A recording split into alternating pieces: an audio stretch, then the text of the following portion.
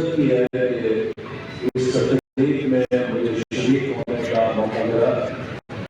پیش کیا گیا ہے یہ آزاد نری صاحب کی زندگی ایک جدوجہد کی اور وہاں کے آلات اکسانے کے لیے سازشیں کی جا رہی ہیں. میر آزاد خان صاحب میر آزاد نری صاحب کو ان کے سیاسی شعور کو خراج تحسین میں واقع ہے. یہ خطہ عظیم تاریخی طاقتوں کے سنگم پر واقع ہے. معاملے میں جو ملک ایران ہے وہ کئی ہزار سال کی تاریخ رکھتا ہے.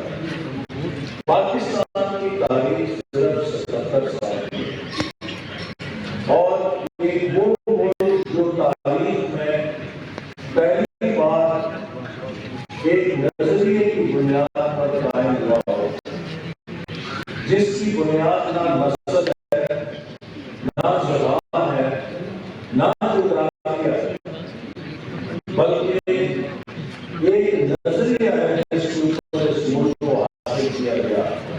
تو اس کے لیے 77 سال کی تاریخ ابھی ایک نوزائیدہ ملک کی ہے جس میں جیسے بچہ جوان ہوتا ہے تو گروئنگ فیز سے گزرتا ہے پھر وہ پانا ہوتا ہے. تو ایک نئی ریاست کو بھی اپنے نشو و نما میں کئی بحرانوں کا سامنا کرنا ہوتا ہے. تو ہمیں مایوس نہیں ہونا چاہیے کہ ہم انشاءاللہ تعالیٰ پہلے بھی بہت سے بحرانوں سے کامیابی سے نکلے ہیں اور یہ ملک ایک تاریخی طور پر بہت بڑی میرے نزدیک حمایت ہے اس حدیث کی جس میں کہا گیا تھا کہ مشرق سے اسلام کی طاقت کا اظہار ہوگا. تو یہ کوئی حادثہ نہیں کہ آج پاکستان دنیا کی واحد ایٹمی اسلام کی طاقت ہے اور اسی وجہ سے یہ دشمنوں کی آنکھوں میں کھٹکتا ہے.